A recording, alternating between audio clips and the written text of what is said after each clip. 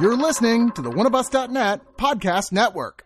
One of Us is a podcast and video network funded all but entirely by donations and subscriptions. We do accept pitches for audio-based or banner ads, but on a case-by-case basis. If you're interested in that, contact us at oneofusnet@gmail.com. With the amount of audio and video content we generate, it is expensive and extremely time-consuming to keep things running. Please go to the webpage oneofus.net and sign up for a subscription at $2, $5, $10, or $25 and get a ton of bonus content. One of Us needs and appreciates all your support.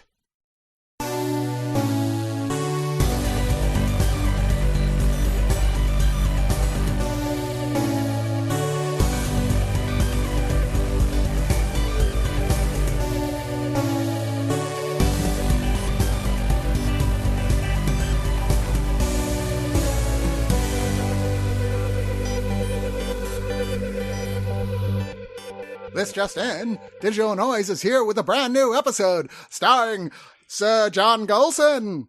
Hello. And Master Christopher Cox. It's good to be here, I guess.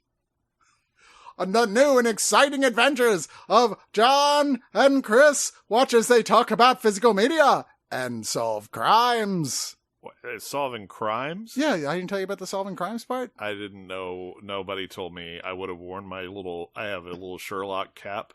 Oh, you would have worn the Deerstalker? Deerstalker? I rarely get a chance to wear it. I would have worn it. I'm disappointed. I should have warned you ahead of time.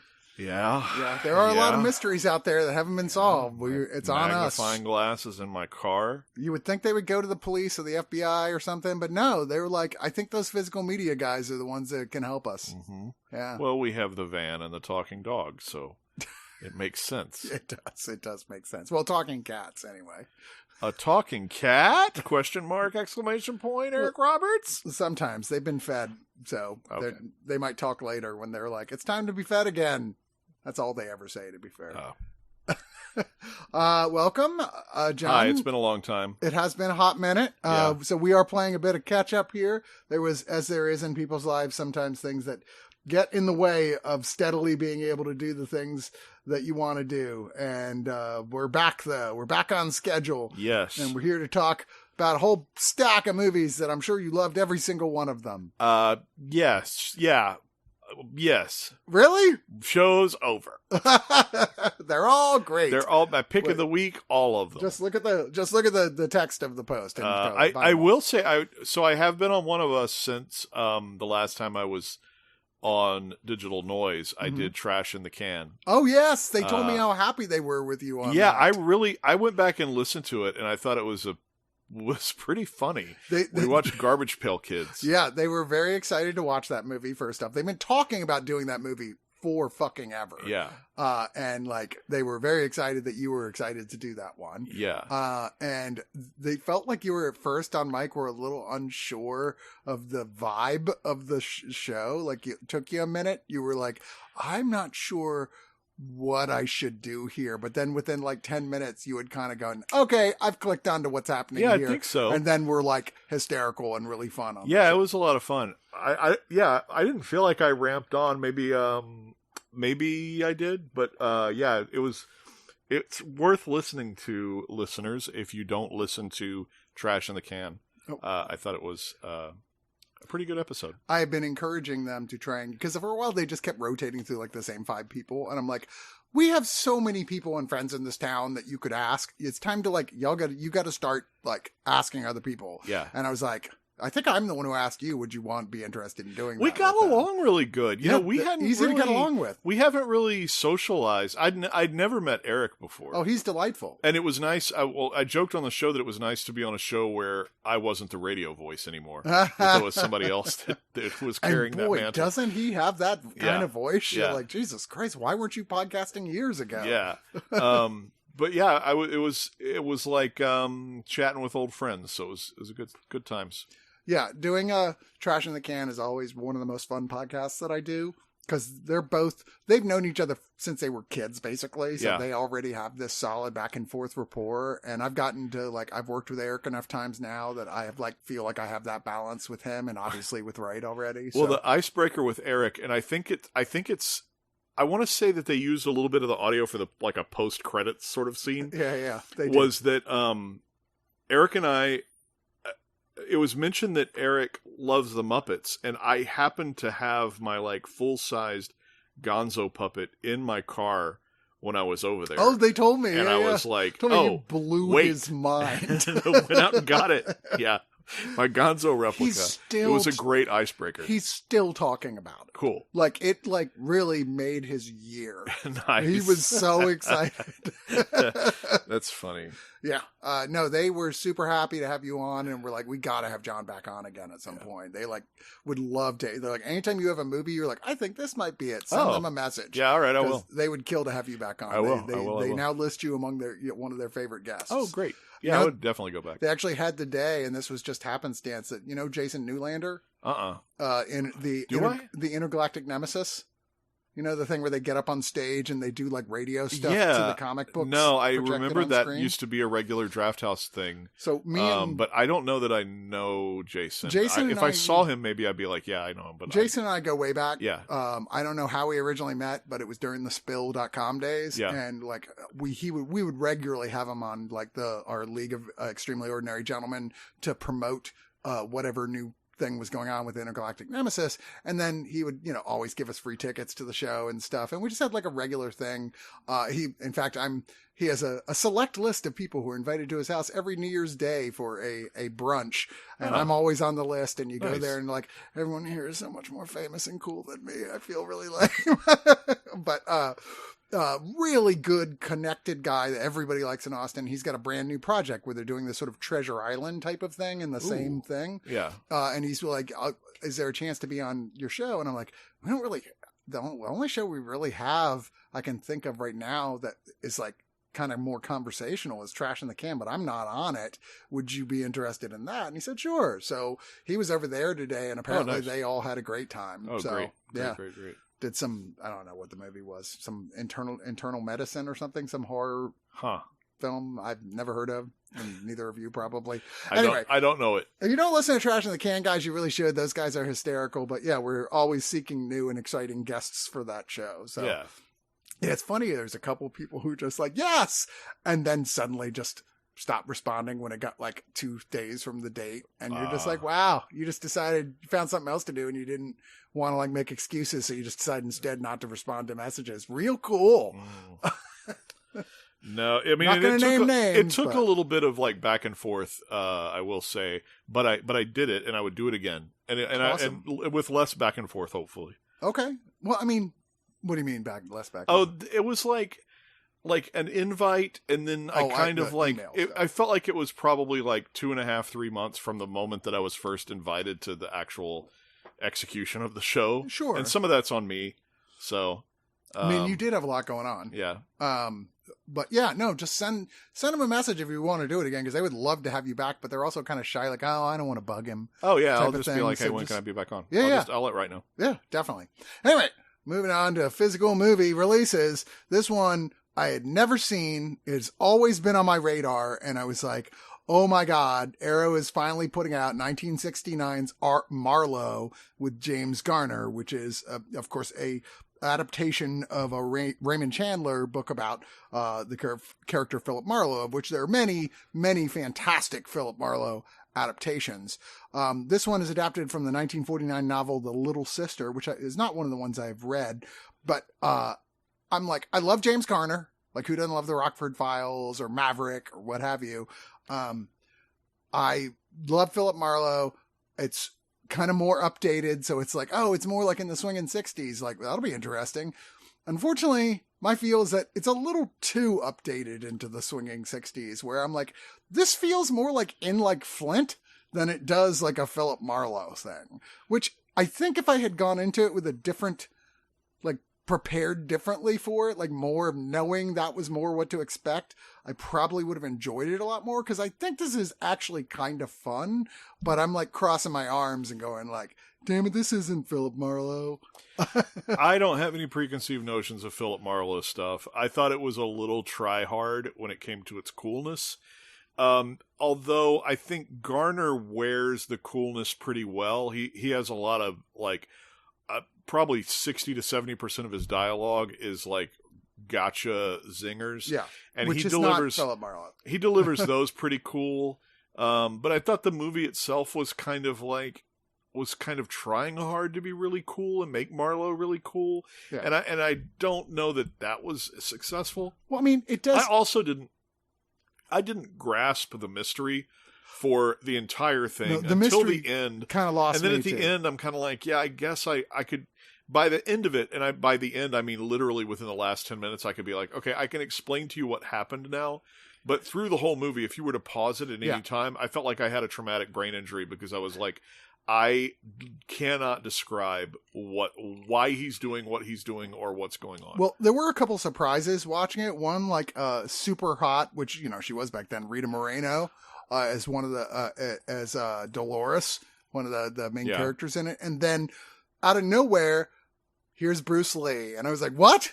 And I know at some point I knew this. I've watched enough stuff about Bruce Lee that I'm like, I must have known this, but total blank on it, and I'm just watching like, holy shit, that's fucking Bruce Lee. Why is he in this? And he has a funny little action sequence playing a very Bruce Lee type character, except a bad guy. Yeah. And you're like, you kind of get why he was like, I'm just going back to China to make my movie. And it's like such a weird, I'm going to spoiler this. So skip ahead like 30 or 40 seconds if you don't want Marlowe spoiled. But Bruce Lee, they call Bruce Lee gay, and he gets so mad he jumps off a balcony and dies. Well, he like attacks someone and misses. And but it's like so something precarious, and his anger blinds him to like the safety of what he is about to do, and he jump kicks somebody on a balcony. That somebody is Marlowe, who just sidesteps out of the way, which means it feels like it plummets to his death. It feels like it's more out of like a fistful of yen, right? From the Zucker it's so brothers. Ridiculous. I mean, the whole film is silly, and it's playing it for silly, and that's the problem. Is like it's trying to vibe with this pretty brutally dark murder story, and trying to vibe with like swinging dick Philip Marlowe. Oh, Carol O'Connor too. Carol O'Connor as well. O'Connor, yeah, who's a cop in it. Yeah. But like, and then really goofy humor, and like him being like more quippy, like a Shane Black type character of quippy. And I'm just like, none of these elements fit together. Like it doesn't, the story is too brutal to work with like the type of comedy you're bringing to it. This is like proto Shane Black. Yeah. I don't think I really thought of that while I was watching it, but it does feel like an ancestor to a Shane Black film. Yes. Wow. Yes, it does. Okay. Now I like it. I mean, I think my two favorite Marlowes are 73's The Long Goodbye, which I think is amazing, with Elliot Gould playing the character, which, by the way, watch that and Big Lebowski back to back and you'll go, holy shit, The Big Lebowski is a comedy remake of The Long Goodbye. Yeah. It's almost exactly the same fucking movie, except funny. And then, of course, The Big Sleep with Lauren Bacall and Humphrey Bogart, which has got maybe the most sparkling dialogue of any film I've ever watched in my entire life. Just like, and holy shit. That's the Marlowe. That's like Lugosi as Dracula. Bogart is people's idea of Philip Marlowe. And obviously I would say it's almost the Bogart if it wasn't for Casablanca and the Maltese Falcon. Yeah. I would say like if those movies didn't exist, I'd be like, no, it's The Big Sleep. To me, it's Casablanca and then The Big Sleep and then a bunch of other stuff. Yeah. There's plenty of other ones that are worth seeing, but this is one that like I really have been like curious about for a very, very long time. And there's a lot of movies that aren't Marlowe that are very much based on a character that's supposed to be Marlowe. Like Chinatown famously was like, we were basically trying to write a Philip Marlowe story, but with a different character, but trying to do that. Right. Obviously that's kind of a masterpiece, but, he's too likable. Marlowe should be bigger dick. And you're like, you're just so nice. Stop being so nice. Yeah. If they had called him a different name, if he wasn't Philip Marlowe and obviously retitled the film, I would have been like, this is kind of fun. But it kind of annoyed me as a fanboy for Philip Marlowe that I was like, And I will at some point go back and rewatch this with the understanding, this is not this, this is this. And I'll probably like it more. But this time going through, I was like, But I did like the disapproving cop, Carol O'Connor, Yeah. I mean, it's Archie Bunker, man. He's always great. Yeah. Or like, what was this In the Heat of the Night, which is, I think, Carol O'Connor's best film. Oh, wait, no. TV? No, that's Heat of not the Night's He was him the on TV TV, yeah. one. I'm sorry. Yeah, Steiger is... I'm mixing him up with Steiger. Yeah. Who I just watched in something else, but never mind. Anyway, there's not a lot of bonus features here. There's 100 a day plus expenses, almost hour-long overview by Howard S. Berger about the history of the Marlowe character that was really good. I watched the whole thing. It was just went through like the history of Marlowe films and all the actors who played him. I was like, well worth your time to get a feeling for the sheer amount of variation that exists for covering this super iconic, maybe next to Sherlock Holmes, the most iconic, like, private dick. Then there's just the trailer and some image galleries, and a booklet with 2 essays. But, yeah, I mean, give it a try if you like this sort of thing. Another very famous, like, detective is Inspector, I'm never sure how to pronounce this. Magritte? Magritte?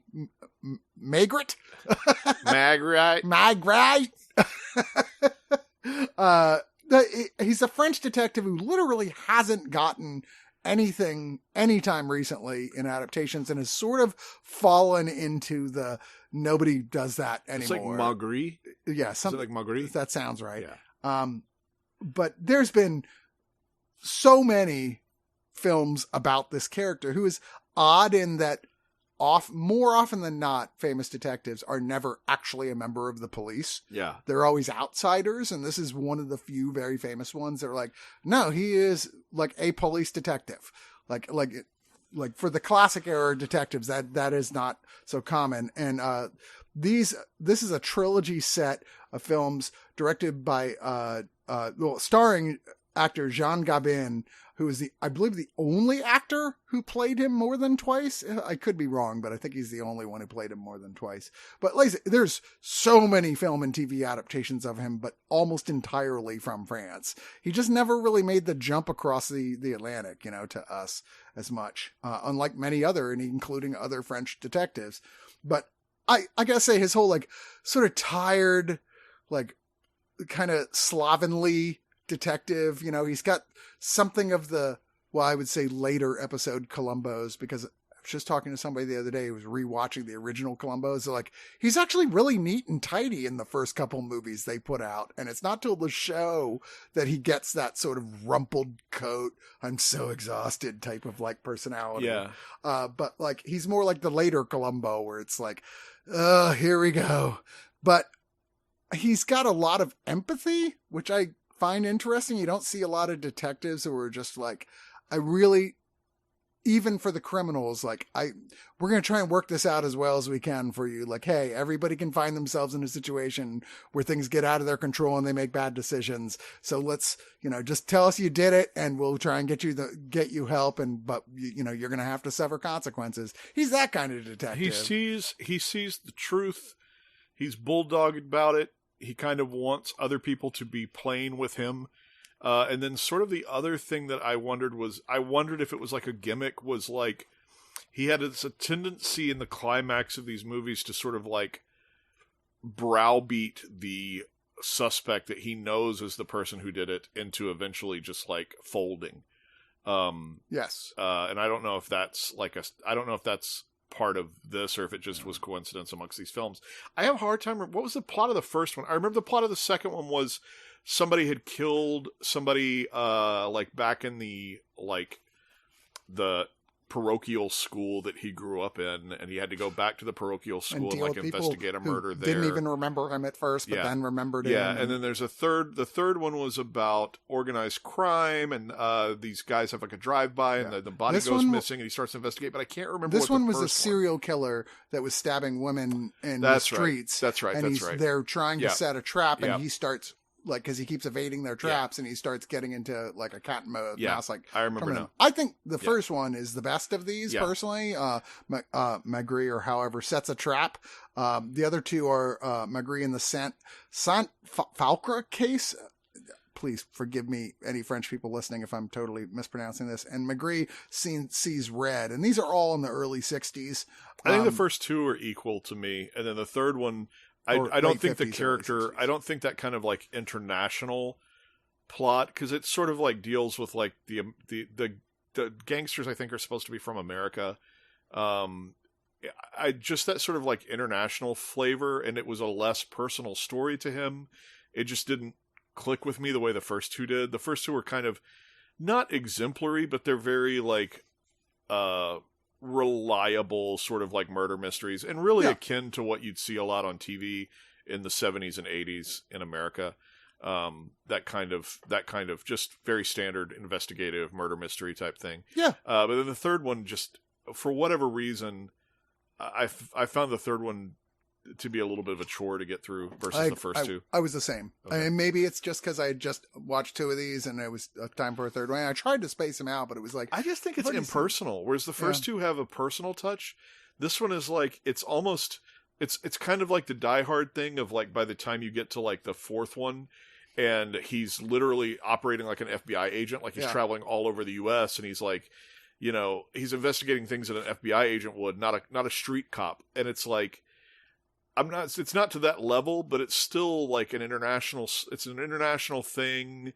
It feels like it has less personal elements than the first two have. Yeah. I don't know. It didn't click. Maybe so. But I did, in general, I'm like, if you like TV detectives and these they have a sort of like, it doesn't have a grand film feel. It feels more like TV like stuff.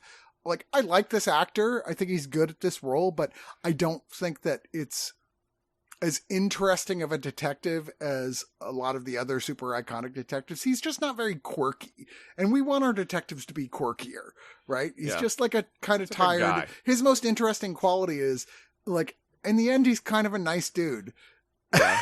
And you're like, oh, they're rarely kind of a nice guy. They're usually kind of a jerk.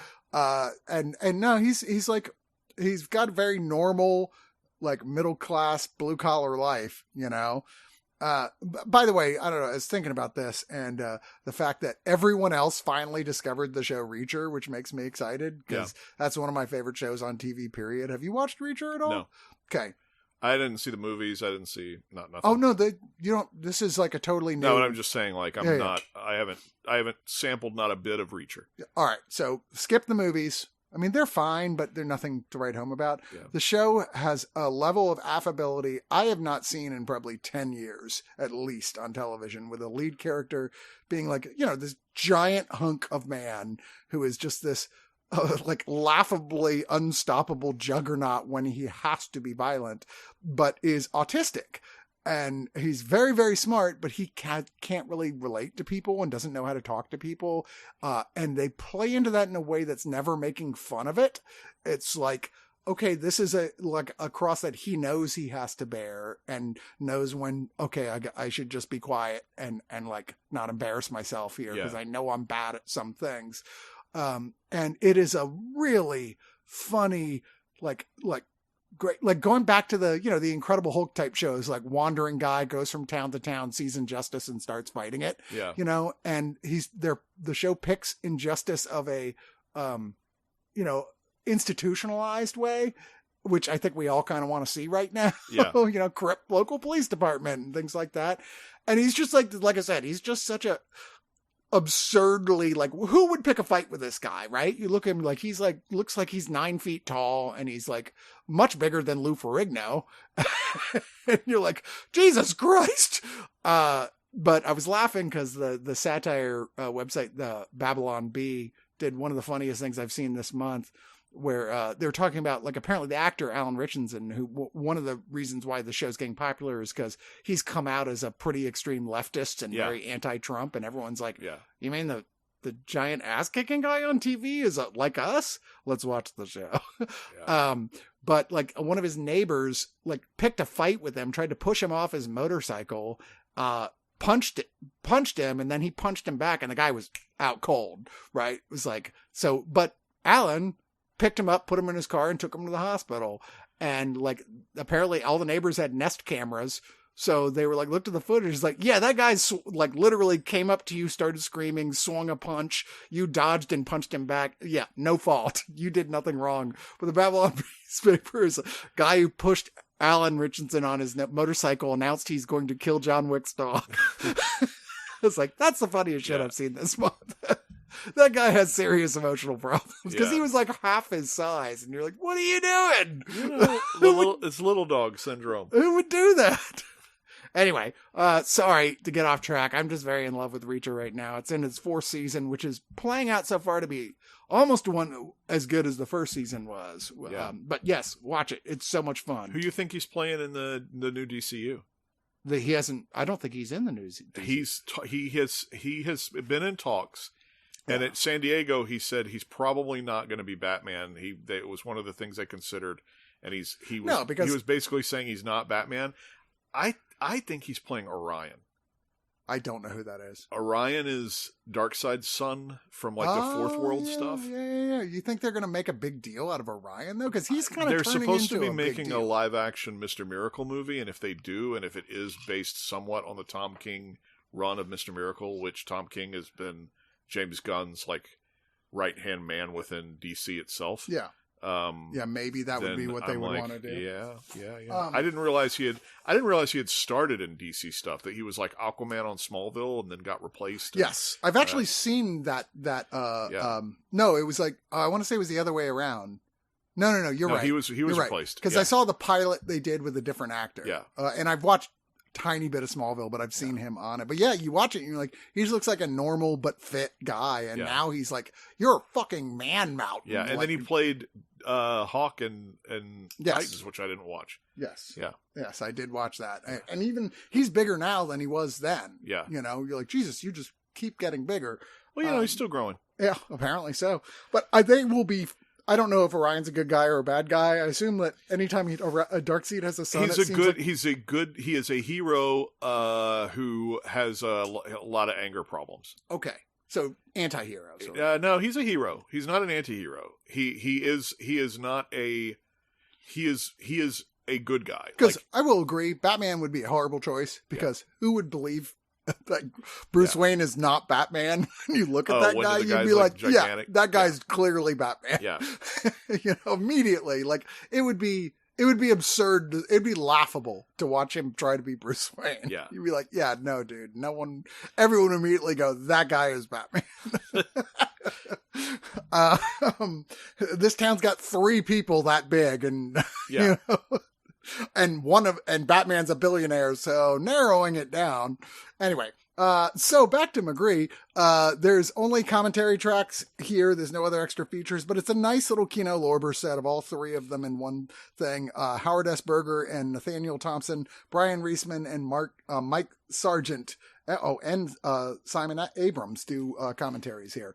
So if you like this sort of thing and you're trying to seek out all the private detectives, Inspector McGree collection, worth a look. I doubt it's going to move you to want to watch everything with this character, but it's like one I've always missed. Probably people who are fans of the books, because it's a series of novels. So maybe there are people that are familiar with the character from the novels that would be interested in these.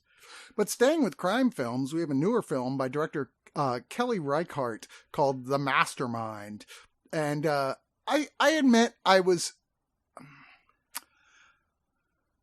curious about this film only because people kept telling me, because they know I don't like Kelly Reichardt films. They're not my jam. I tend to not like them. I've seen 3 of them, and all of them I was like, that was an exercise in just look, it was almost AMSR for sleeping. I was just like, this is putting me to sleep.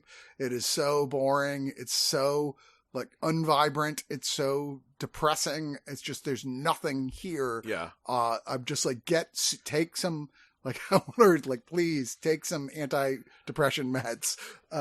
I didn't like any of them. And everyone kept telling me, no, The Mastermind is going to be the one that turns you around on her. I liked it better than the other ones. I would not say it has turned me around on Kelly. I liked this one pretty good. Okay.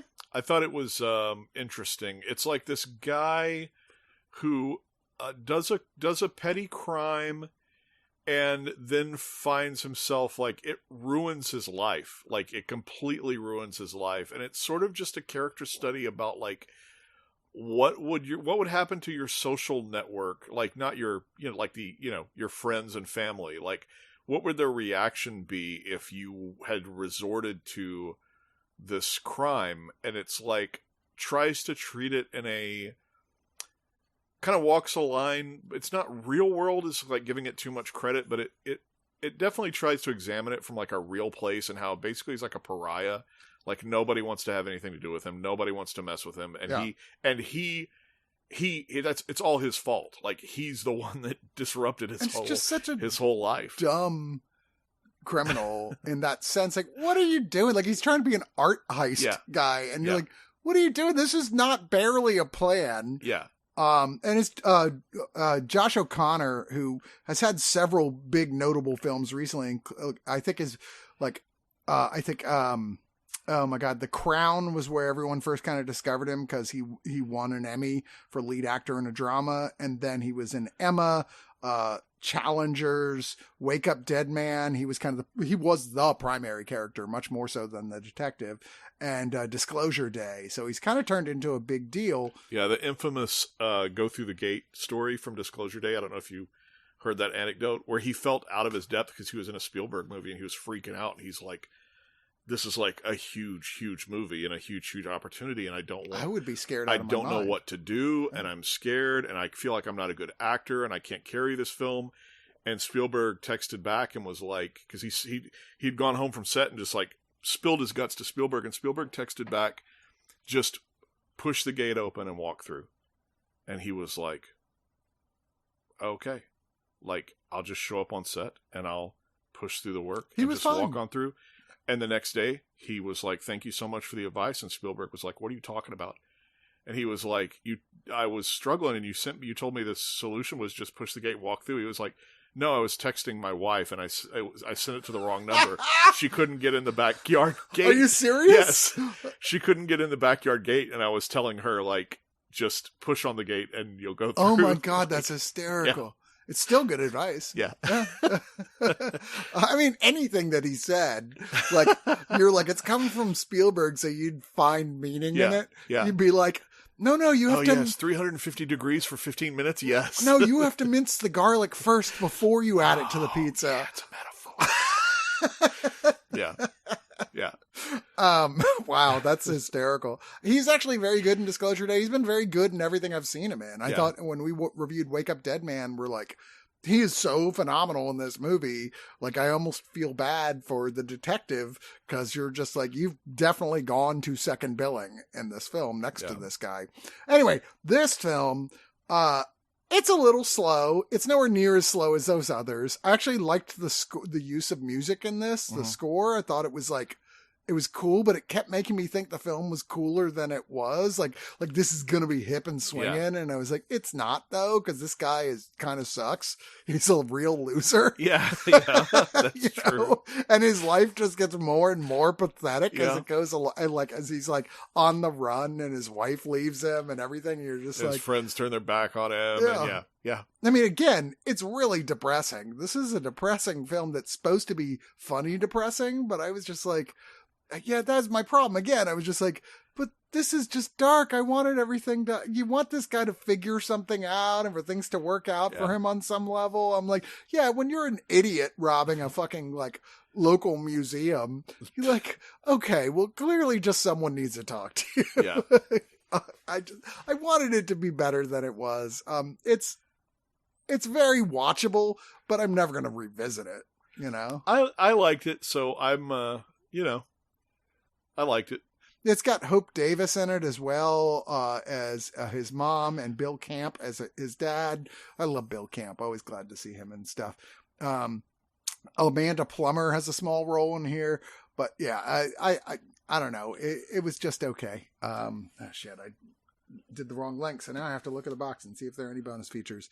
There is Unwinding the Heist Film, a video essay, and that is the one special feature on this Mubi released film. I'm really happy that Mubi has started actively releasing like Blu-rays of their stuff, because a lot of companies now aren't even bothering. Yeah. They just like, a boutique person will buy them. And Mubi has been not only releasing their own things, but picking up other releases to do Blu-rays of. And I'm like, cool. They're minimalist, but you're like, at least we have a physical copy of it. Yeah. You know? I mean, I'm like, maybe if people start buying them, they'll start making them not so minimalist, because I think there is plenty of room in the boutique market to grow. Yeah. You know, it's doing nothing but expanding and taking off. Yeah, that is The Mastermind.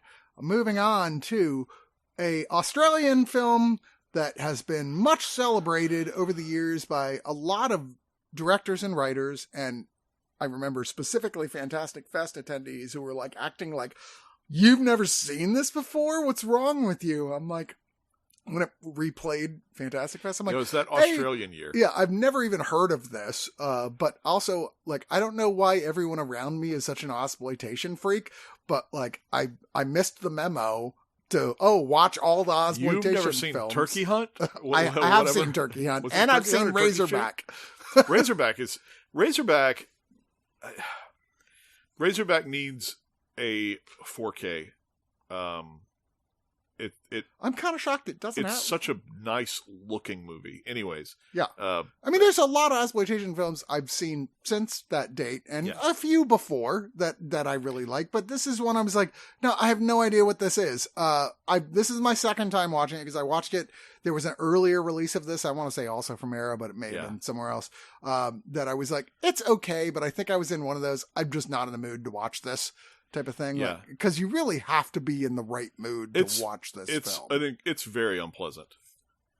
It's extremely unpleasant. It's it's supposed to be. Yeah. I think this is like the second time, maybe third time this has come up on the show, which is like, I am not one of these people who's like, I can't, our good friend Brian, can't stomach like a dog death on screen. Like even a fake one. And I'm like, I don't care about that. Like, I'm sort of like, they're not killing an actual dog. Like I'm okay. There's been a couple movies and we just watched one recently that was like an anthology, like some Spanish or Italian anthology where they kill a pig and you see them like stab the pig to death. And I was like, Jesus Christ, like Warner Brother next time. Cause that's like, and there's all this stuff with them like shooting kangaroos that was incredibly disturbing and presumably absolutely real. Yeah, it was. I can't imagine any way that it couldn't have been. No, they went out with actual hunters and while they're saying like it was legal, it was legal, but I don't want to watch a kangaroo get killed on film.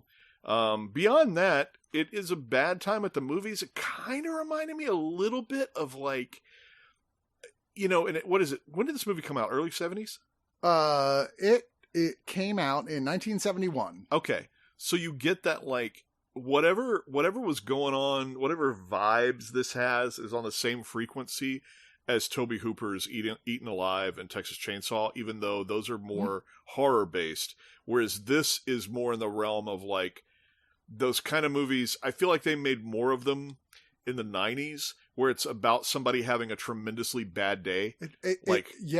But crossed with Sam Peckinpah's Straw Dogs. Yeah. I'd feel like that definitely feels like that also is like part of that. Like a cousin of something in the air at that time that's just like really nihilistic and really ugly about humanity. By the way, this director directed Rambo First Blood. Yeah. Like that, I didn't realize that this is the same guy. And he also did Uncommon Valor, which was a cable mainstay. Mainstay back in the day of like Vietnam action films. It's not a bad movie. I haven't seen it forever. I remember going, it's not terrible. Yeah. It's not an all-timer. And then you know what else he made? Weekend at Bernie's. Hey, that movie is legendary. I still haven't seen it. Really? Yeah. Oh, you got to watch it. It's great. Okay, I will. Yeah. I mean, that's my last memory of it, which is probably 20 years old. Yeah. So maybe I watch it now and go, wow, that is not great. I don't know. I remember it being funny. But this story follows a school teacher who John Grant, who is played by Gary Bond, and he is like in the middle of nowhere in Australia, and he signed a really terrible employment bond with the government, and he's like, this deal sucks for this tiny school that I'm teaching in, this remote place in the outback. Christmas holidays are starting and he wants to go to Sydney to see his girlfriend, but he's got to travel by train to a nearby, also kind of tiny, but slightly bigger town, that's called the Yaba by the locals to catch a flight to Sydney from there. And he goes there and he goes to a bar and he meets a local policeman who acts really, really nice to him. And, they both get kind of drunk and he gets into this illegal weird game called 2-Up, which apparently is a real Australian drinking game. And I was like, by the end of the sequence, I was like, I could not tell you the rules of this game. Yeah. Like, but apparently they're very complicated, but it's a real thing. And he ends up basically losing all of his cash and being stranded there with no money. But he becomes friends with a local resident named Tim and goes to his house where he meets his hot daughter and two of his friends, Dick and Joe. And they end up just sort of steadily, constantly getting drunk. The daughter is aggressively pursuing him to fuck him. And he's like, okay, but she's a total mess of a human being. And it just kind of, everything goes really downhill, including the like going out on a kangaroo hunt. And you're like, this is so gross. And like, everybody's so wasted and probably shouldn't be anywhere that drunk in a car with guns, you know, and things just get worse and worse for him as he falls down this like rabbit hole of just like making the world's worst decisions based on any sort of connection with another human being. I get the feeling in his town he's teaching, there's no one to talk to at all. And here people are actually talking to him like, we want to hang out with you. And he's just going along for the ride. It's just a really, like, it's not like people always describe it so dark. It's not even that dark. It's just kind of mildly depressing and made me a little angry at points, but it's doing all that very on purpose. Like it knows exactly the emotions it wants to get out of you. And I did like it much more this second time around. I'll say that. I think it's interestingly shot. I think the performances are really interesting and some of them quite good. But at the end, I kind of feel exhausted. Yeah. Yeah. I think that's by design. Yeah, it's not a good time. It's a really bad time. I think that for the it has a timeless quality based on the fact that it is so kind of like unfettered. It feels lawless, which gives it like it still feels kind of dangerous, even though it's like from 1971. So it ends up feeling timeless. It takes place in the back, like again, the outback of Australia. So that gives it a timeless quality as well, because like, it's obvious we're not in America. We're just seeing like the Australian equivalent of like backwoods rednecks, essentially. Deliverance kind of has vibes like this too, sort of. Just agreed. Yeah. No, there's certainly some of that. But this film has steadily received like kudos from some of the biggest people in film in the world. At 2009, it was selected as a Cannes Classic title by Martin Scorsese, who was the head of that group, which makes perfect fucking sense. And one of only 2 films ever to film twice in the entire history of the festival. I get it, because it kind of got like passed over for a very long time, like after its initial release, even though it had a lot of positive reviews when it first came out. And like, okay, it's time to rediscover it, I guess. And I'm, again, glad I saw it. I know people who would watch this and go, I love this. I think it's great. I think it's a good movie that I don't want to feel the way it made me feel again. Yeah. You know, I think it's great. But that doesn't mean that I'm not wholly dissimilar to you. I was going to say something about and then Donald Pleasance is in it as well. Yeah. As the like really the most intimidating character out of the group as it goes along, who seems like the nice, friendly presence. And you're like, oh, wow, you may be more crazy than anybody else here. You know, the local doctor who's like, wow, you're a mess. I see it get mentioned. It gets lumped in with horror, and I don't know that I think it's a horror film. I don't think it is either. I think it has something different going on than a horror film does. And I know I compared it to Eaten Alive and Texas Chainsaw, but but only then, aspects of it. Yeah, even then, it's like I don't think I would describe Deliverance as a horror film or Straw Dogs as a horror film. No, and it's the same kind of like bad bad times. Everything's grimy and sweaty. I don't know. I might describe dirty. Deliverance as a horror film. You might describe Deliverance as a horror Yeah. film? Yeah. Like, I don't think I would describe Straw Dogs as one, but Deliverance I might describe as a horror film. Yeah. I mean, it's such a... I mean, it is okay to say horror slash... Yeah. You know...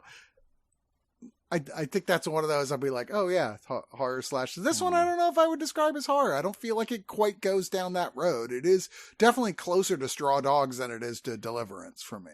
Really? Yeah. Okay. Like that whole like well-meaning guy who's certainly from a different tier of society to some level, but has kind of. But I think that's the John Voight character in Deliverance, right? Because John Voight goes on this trip and he comes out like a changed man. He goes upriver, sees things he should never. He sees things and experiences things that no man should ever experience, and he goes home like wrecked, like he's not the same as he was when he went on the trip. Although I feel like this is like he just kind of goes home and it's just like back to zero. Yeah, like he's just like, well, that sucked. All right, time to start the new school year. This is just a typical weekend in Australia. Right. Look, a lot of critics have called this the greatest Australian film ever made. Oh, I'm sorry they haven't seen Road Warrior. That's a shame. I know. That was that's first. Really sad. I think that's the first thing anyone would think after saying that. It's like, or any of the sequels. Yeah. Like, come on. Yeah. But yeah, well, this is still well worth your time seeing. It's out on 4K from Arrow. There's a commentary by Ted Kotcheff and Anthony Buckley. There's a separate commentary by Peter Galvin. There's Return to the Yaba, a 50-minute 2024 visit to the film's locations that with Andrew Mercado taking you through the guide. A Taken Fright, a 2025 interview with the director of photography Brian West. Sounds of the Outback, a 2026 interview with sound editor Keith Palmer and assistant sound editor Eddie Joseph. The Cinema's Great Squeaky Bald Git. That's the greatest name ever for a bonus feature. 2024 profile of Donald Pleasance with Kim Newman. I always enjoy watching. He's not Australian, is he? I don't know anything about Donald Pleasance, but I had seen him in British films, so I was surprised when he showed up here. I don't know. I don't think so, but let's see. I will click because maybe it turns out that the whole time he's been Australian. Nope, he is from England. Okay. Yep. He died in France, if that makes any difference. But, anyway. There is The Filmmaker and the Film Buff, a 2023 discussion between Philippe Mora and Paul Harris. There's a bunch of archival interviews, a trailer gallery, an image gallery, insert booklet with a bunch of different essays, and a reversible sleeve. What is Philippe Mora's connection to this?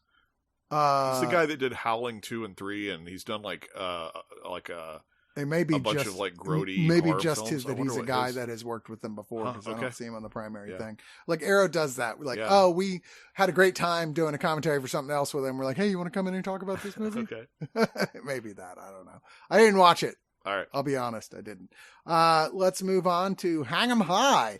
This movie is funny. I remember it so well from as a kid going to my grandma's little HBO pamphlet thing they would have, or they would mail you every month of everything playing, and it played constantly on HBO. And for some reason, I never watched it as a kid. I didn't like Westerns when I was a kid. Yeah, I think it was partially because my dad kept trying to push me to watch John Wayne, and I was like, I don't like John Wayne. I don't watch John Wayne. Yeah. It wasn't until I independently discovered how great Clint Eastwood was that I decided, okay, maybe there are Westerns that I like. And since then, I've watched a hell of a lot of Westerns.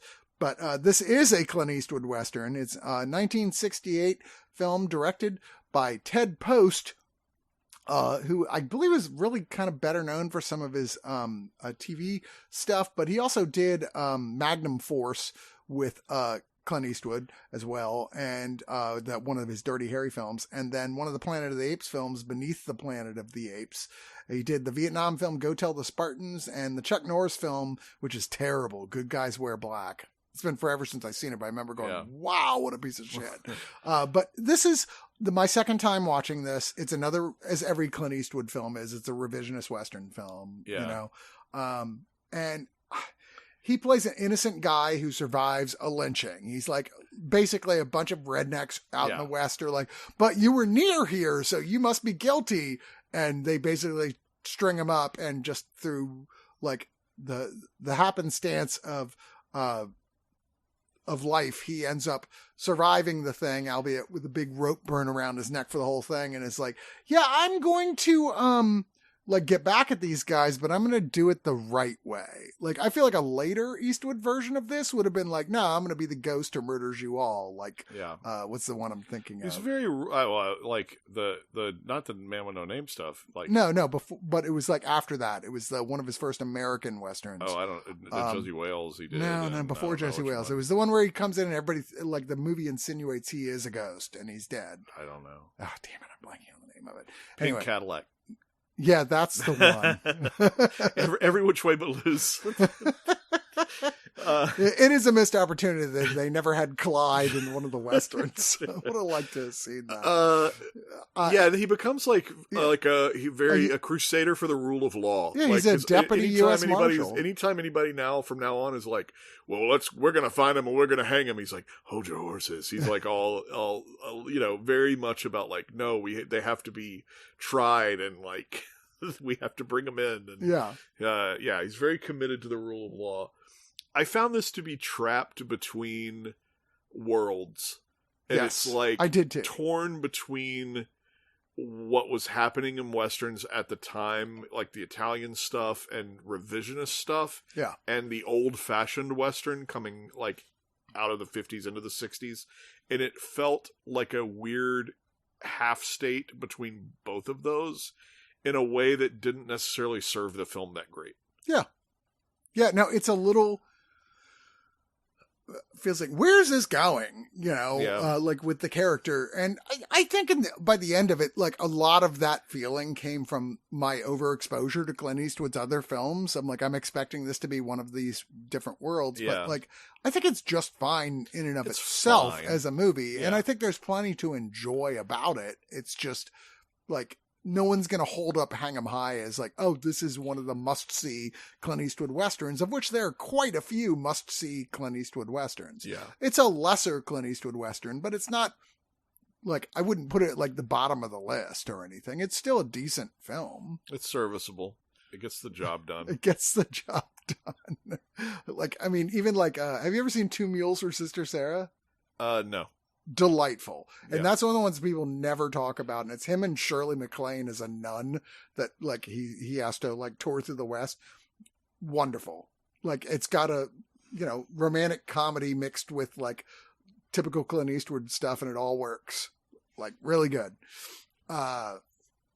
I mean, Unforgiven is the best Clint Eastwood Western. That's like hands down. Like there's no argument with me whatsoever. And then after that, it's probably Outlaw Josie Wales, and then after that, it's the Sergio Leone trilogy, and then we can kind of pick whatever you want. Then it's Pink Cadillac.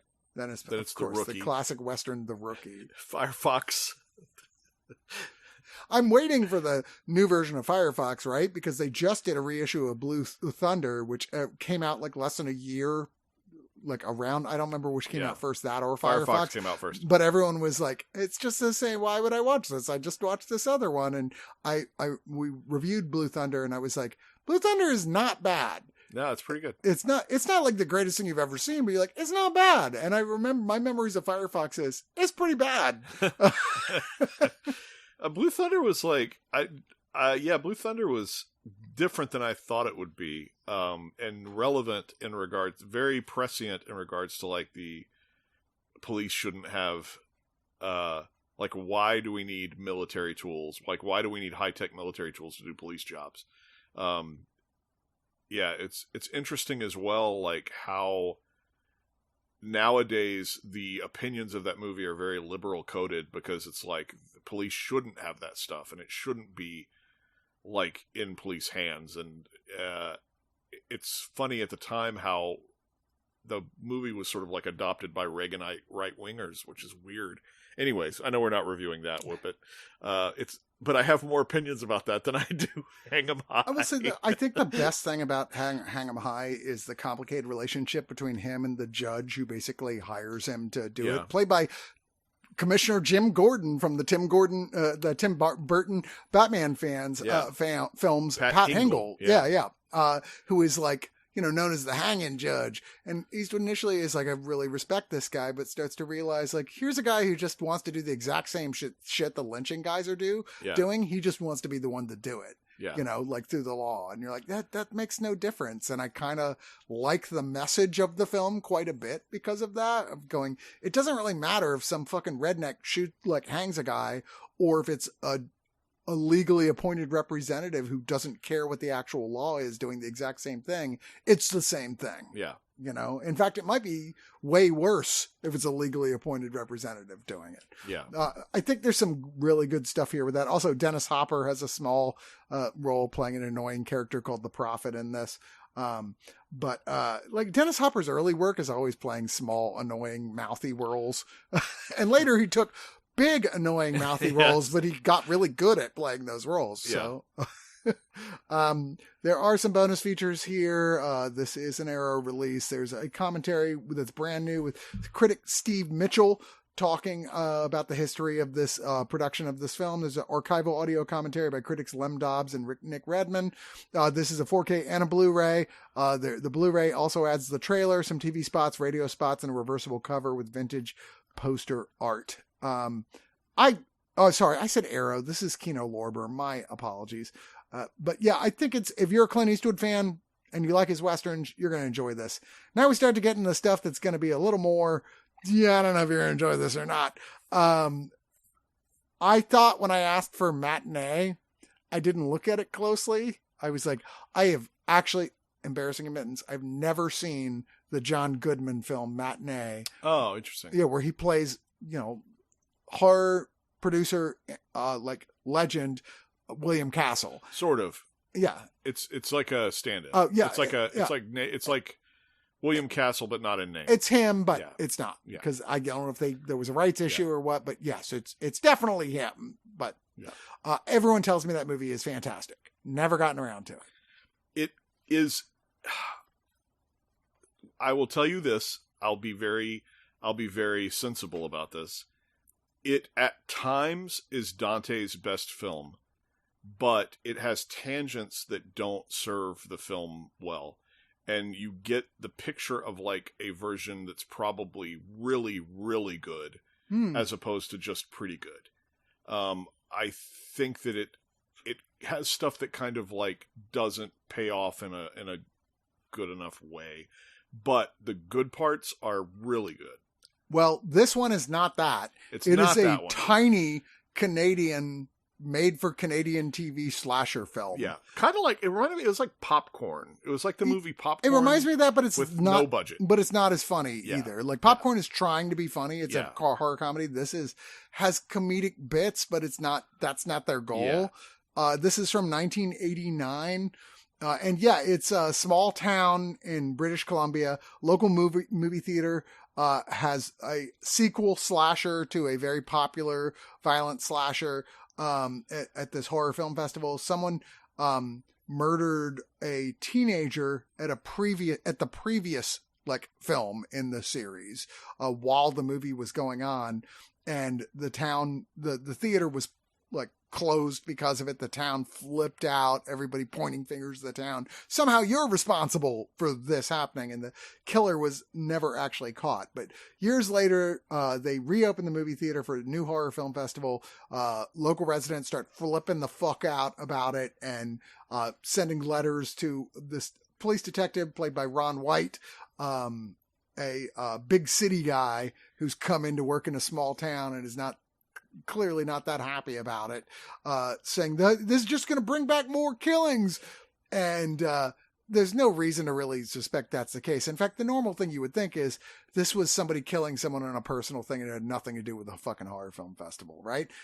And that's what the movie is like in the context of where the characters are, like, oh, sure, this, of course, nothing would happen.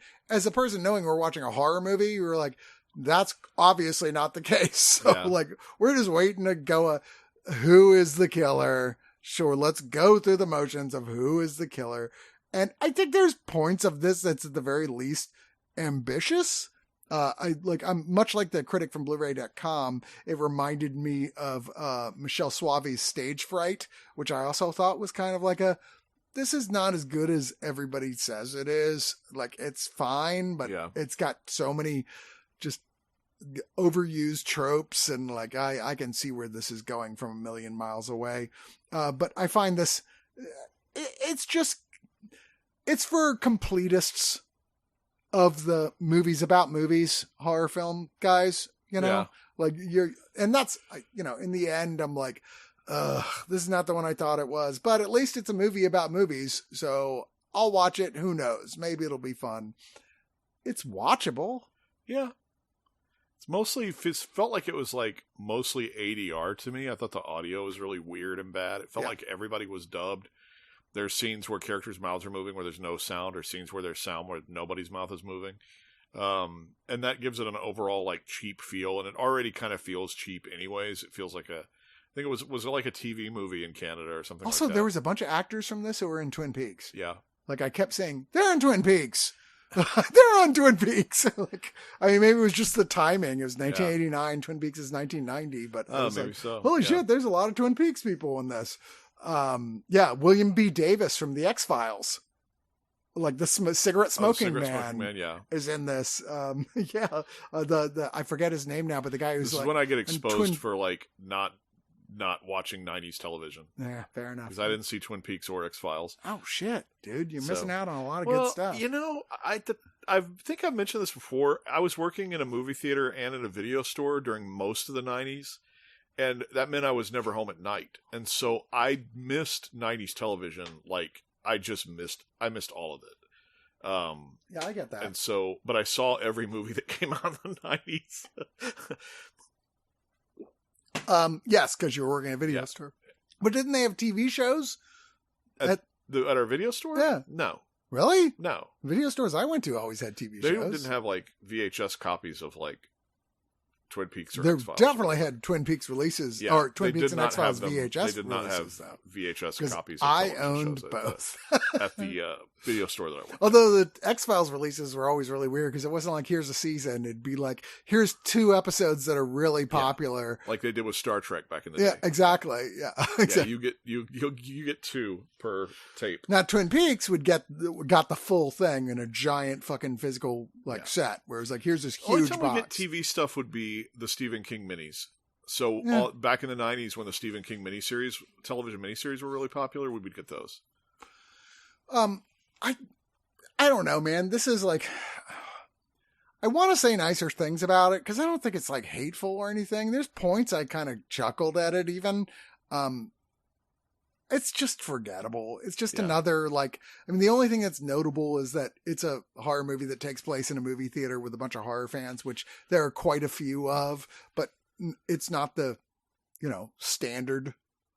So, like, if that's like, oh, I like Fade to Black and I like, that sort of thing, then maybe you want to watch it. But there's an audio commentary with critics Jason Pichonsky and Paul Korup.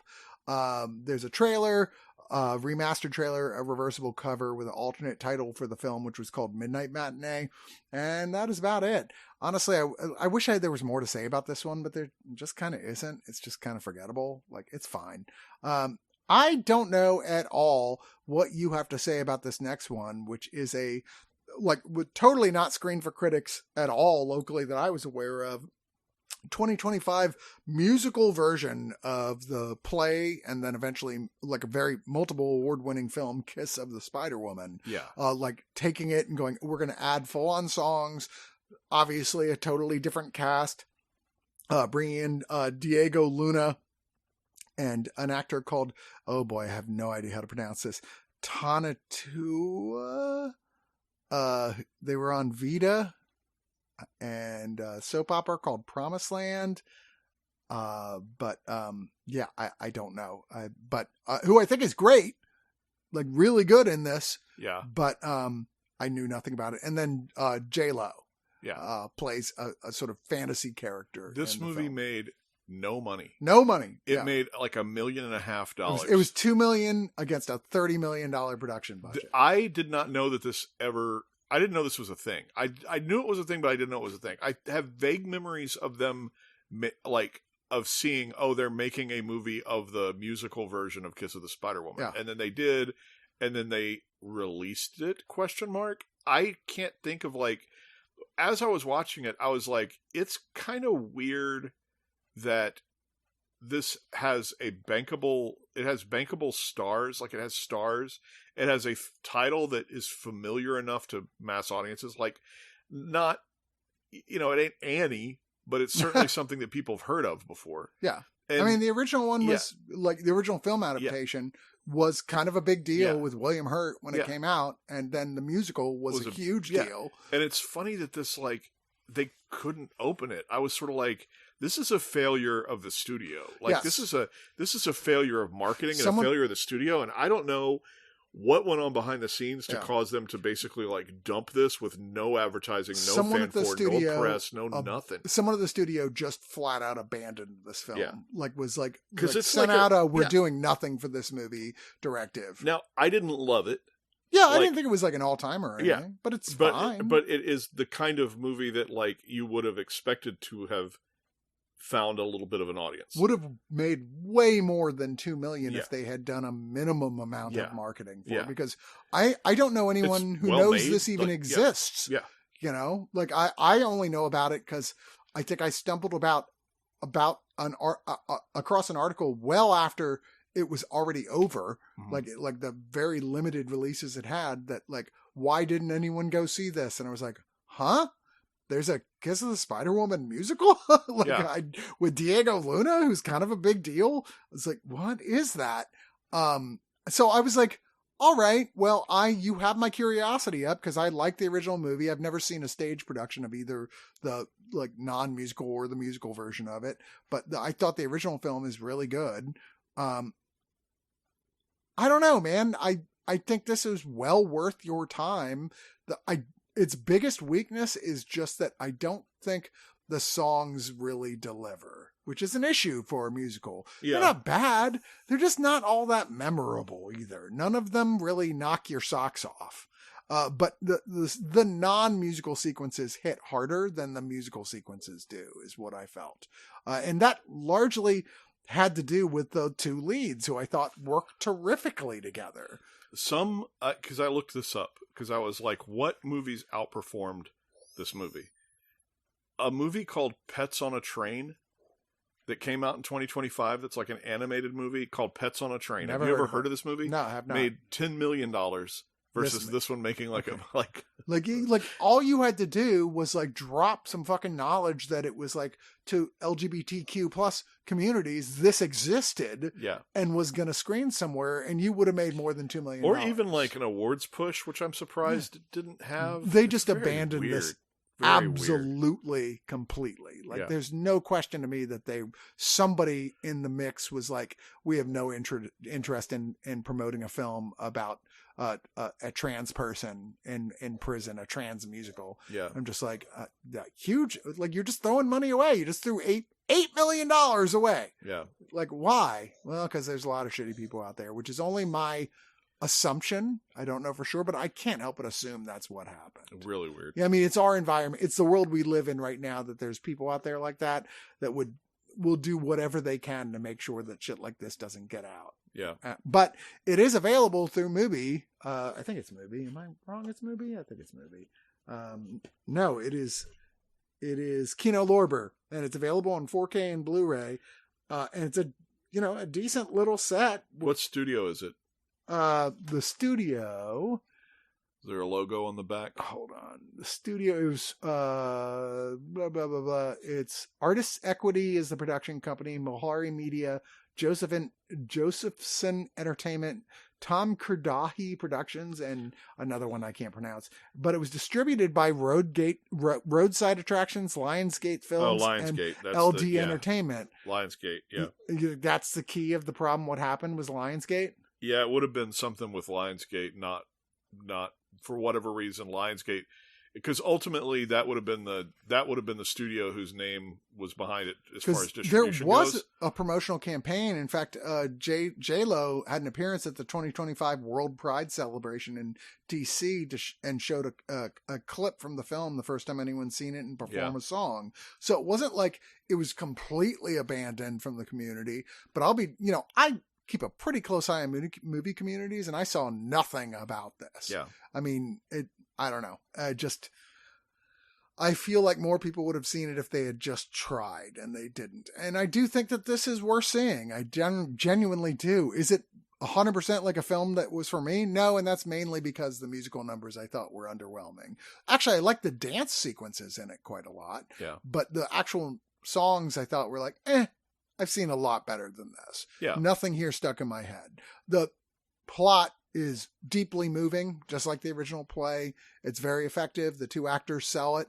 But, what do you want? Like, if you're making a musical, the songs have to pop or it's not going to work. And at least for me and maybe for other people, they didn't pop.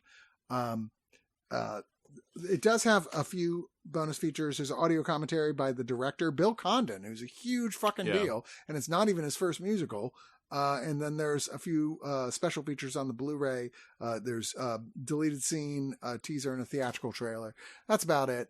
I was excited as hell to watch this, and it's fine. It's fine. We're moving on to The Drama, a film we did not actually review on Highly Suspect Reviews when it came out. At least I didn't. I think one of our tertiary, our second AD crew reviewed it. There's one of those film review on the coming out the screening the same night as another screening we had already signed up for. So we got our second tier crew to come up. No offense towards them. They're great at what they do, but we didn't see it. I remember I like Robert Pattinson an awful lot. And I think Zendaya is fine. I like her as a person, as near as I can tell. I think she's a overrated as hell actress, but she's not bad. She's just okay. And I'm always like, yeah, she's fine. She works her way through. I've never seen her in a project where she took me out of the project. I've just never seen her deliver a performance that made me go, wow, that was incredible. You did a great job. I'm like, what is the deal with Zendaya? Like, everyone thinks she's so great. I don't know. Opinions be what they will. But this dark comedy, romantic comedy film was one a lot of people were talking about, even though, and got very positive reviews, and it did very well, $132.4 million on a $28 million budget. But do you know anyone that's talking about this film? Talking about it now? No, I knew at the time. At the time, really? Yeah. I think they were only talking about it like, do I even want to see this? No, I saw people talking about this. Did movie. you? Yeah. Because I was watching the trailer, I was like, nothing about this is making me interested in this. Yeah. A24 film, which I feel like A24 is not the powerhouse they once were. In fact, I would say, I feel like that title has slipped a little more to Neon now. Like, Neon has kind of become the new A24. A24 has become young Neon. The roles have reversed. But it's like a lot of like flashbacky type stuff, like throughout the film, like non-linear in many ways, with this relationship between Charlie and Emma, the two aforementioned stars, who get together, and now 2 years later they're going to get married. They see their wedding DJ smoking heroin in a public park, and they're deciding whether or not to fire her. They're kind of freaked out by it. They're hanging out with Mike and Rachel, their best man and matron of honor, and they decide they end up having a half drunken discussion about like what are the worst things you've ever done, and everybody lists like things, terrible shit they've done. And when Zendaya lists what her thing is, everybody loses their fucking mind. And I think this is where the movie went off the rails for me, because I just felt terrible for her. Yeah. I had nothing but overwhelming sympathy for her. Not one person in this movie goes, it's hard to talk about without spoilers, but not one person in this movie is just like, oh, good thing that situation didn't happen, or good thing that you changed, or good thing that like you made the right decision. Yeah. And it's like, you are literally talking about a hypothetical versus a reality. Yeah. And everybody else's story is a reality. Yeah. She's something she didn't do that would have been way worse if she had than everybody else's, but she didn't. But nobody took a knee, and like the movie made me feel old, because I was like, everyone is acting like they're from outer space. I don't understand anyone in this movie. I was like, I don't understand why nobody is just stopping and going, hey, I'm really proud of you. Yeah. And it was like, I don't get it. And I get why. because the movie can't happen without that. Well, no, but because sure. of that, it's like, okay, then how believable is your movie? Because I feel like I don't get this at all. It also sets up the idea that, like, well, she was going to do the thing, but circumstances beyond her control kept her from doing the thing. But then almost immediately afterwards, she not only realized, shit, I'm so glad that her whole happened, life turns around. But like, now I'm going to dedicate my life to making sure that this never happens with anybody else. And you're like, you literally turned into a champion of making sure that no one else can be in the position that you were in then. Like you're like, God reached down and went, I'm making a thing happen so you don't end up getting to do this. All anyone can think is, yeah, but you wanted to. And I'm just like, I feel like this film is designed as a attack on fake liberals. I feel like that's what it is. I think, and I don't mean that in an angry way. I feel like it's like that fake fucking sympathy liberal. It's just like, you haven't even really looked into the situation. You don't know the whole picture. You're just reacting from your gut. You're not like, you're no better than some right wing idiot. Like, just like reacting from your gut without looking at the whole big picture. What happened? I need to know all the details of the story before I start screaming online about things or getting mad at people. Like, this feels like that's what this is about. Like, you know, probably from a extreme leftist who's like, I'm really tired of these type of like Democrats, but it feels like that's what the movie is chasing.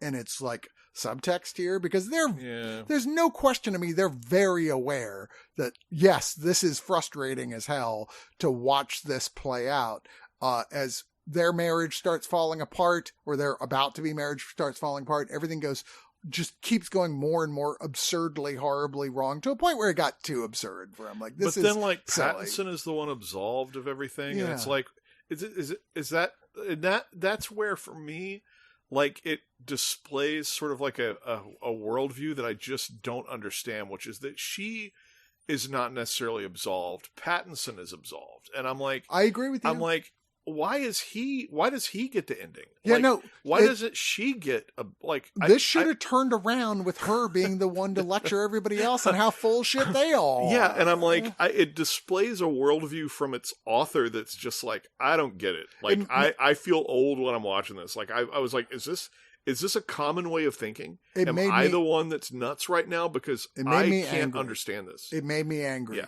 And not in the way they intended. Yeah. Like, that part, I'm just like, no, y'all, like, I felt like I was the stuff that Alana Haim does is like 10 times worse than what Zendaya. And they mention it in the film, which I kept waiting for that, and they don't let a character say that until close to the end, and I'm like, okay, but at least they said it out loud. It's not till the third act that I'm like, I gave up. I was just like, the rest of this, I was like, no, it's gonna come back around to like this making sense, because you're setting up an interesting situation here that has a lot of commentary about people and how immature they are and reacting with these sort of emotional things, these emotional triggers, and it never finds a solution to get there. Instead, it just acts as if, but they all have a point. They absolutely do not have a point at all. They should have been immediately around her, like, but then the movie nothing but sympathy and empathy of just like, I can't believe you had to go through that. I understand. I was a teenager. Fucked up shit happens. Like, it didn't happen. And let's all be relieved that this, you know, like, I don't understand anyone who would have the reaction these people have. I was so taken out of it.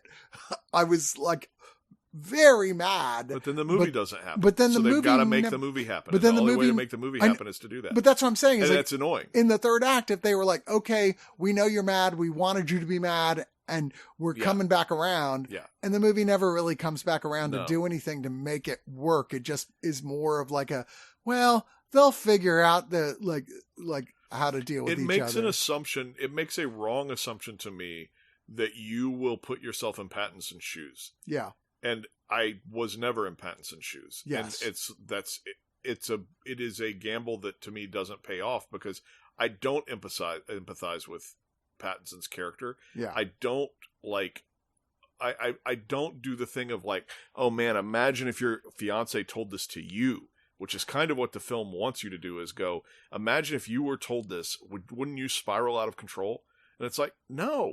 We would talk about it a bunch more. And and maybe I'm like naive, but I think most people in my life would have a similar reaction to me, which is not to spiral out of control. I don't think spiraling out of control is the common reaction. What makes it worse is this film markets itself as a comedy. I'm just like, oh, all this stuff is supposed to be funny, but that depends on you reacting in the sense of like, I don't know. See Robert Pattinson's point of view. It's got trace elements of dark comedy, but I don't know about it. I mean, it marketed itself that way. Yeah. Despite the title. Yeah. I really don't understand why people liked this as much as they did.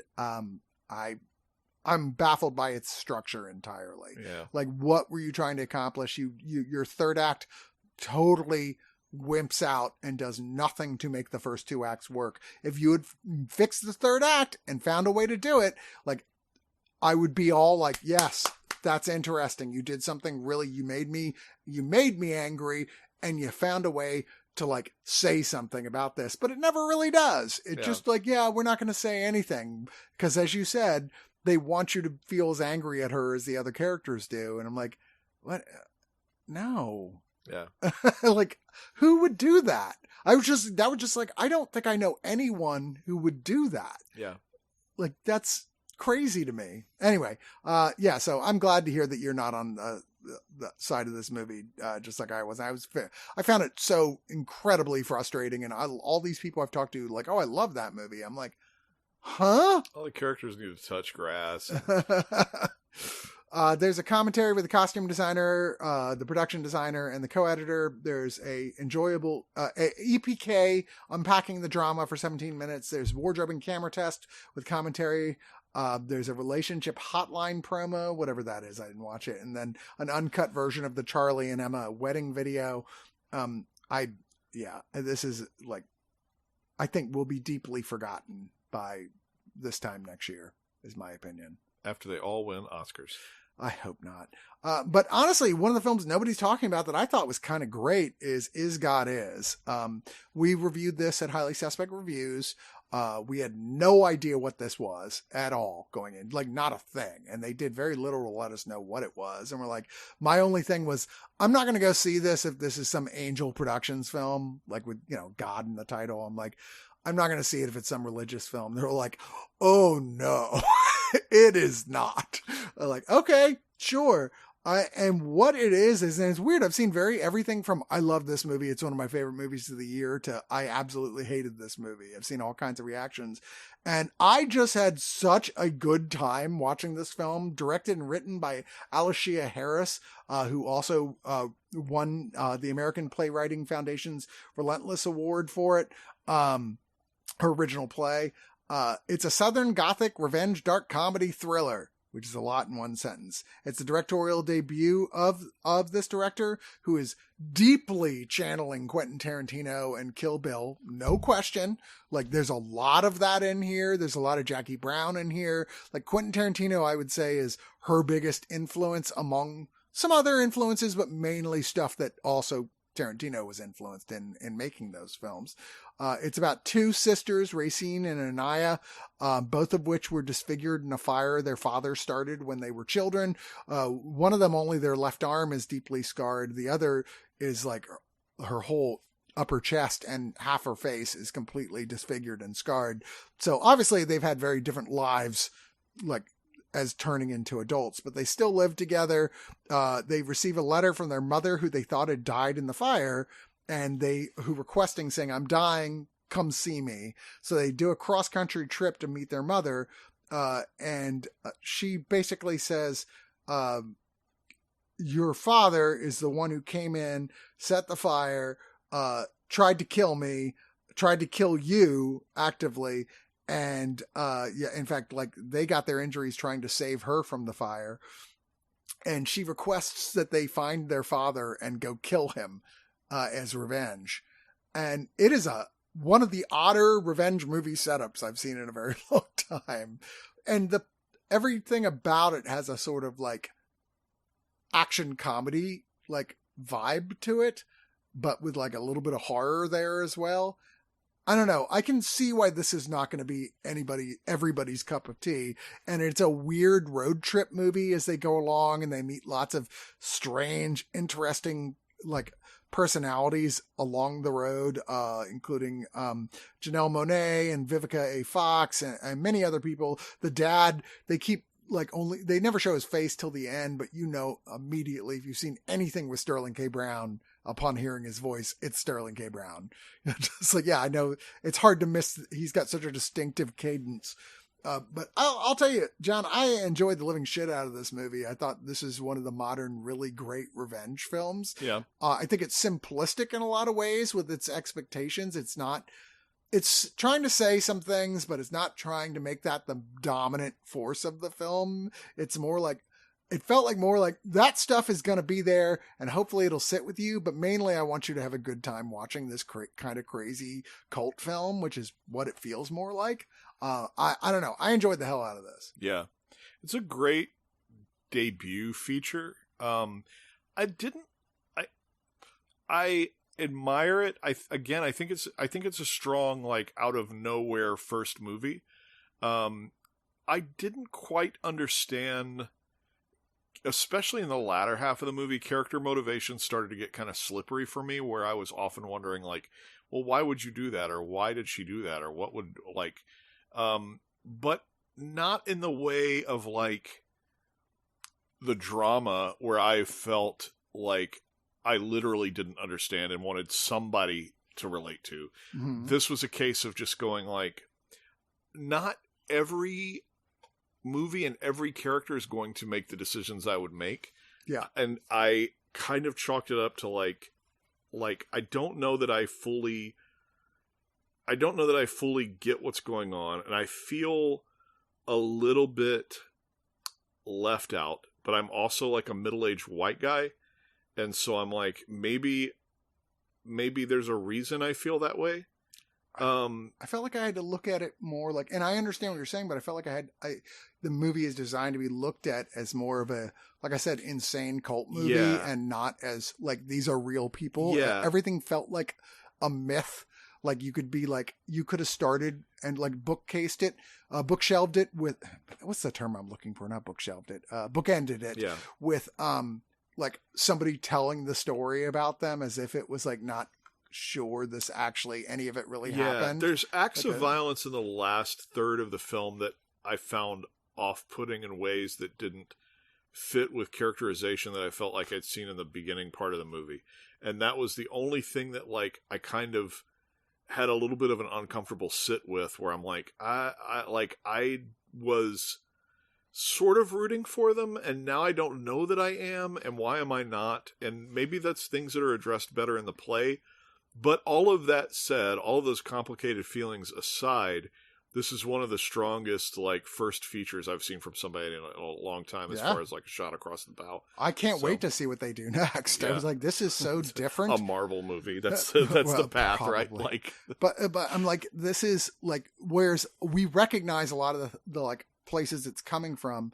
I've never really seen anything like it at the same time. I get what your influences are, but you're doing something different with them. Yeah. And it kept surprising me in little decisions it made along the way. I found this relentlessly interesting, all the way through, and I had no idea how it was going to end. Yeah. I loved all the little weird, quirky side characters, and I love the emotional dissonance that are caused by some of the things they discover along the way with people in their life as they learn more about their father's really awful path through life after he left them. Yeah. I thought this was great, albeit you could have made a very different version of this that was much more serious and emotionally affecting. I feel like the silliness of the whole package makes it hard to feel a lot of the emotional, core elements of the story. But that silliness is really well done and deeply fun to watch. Yeah.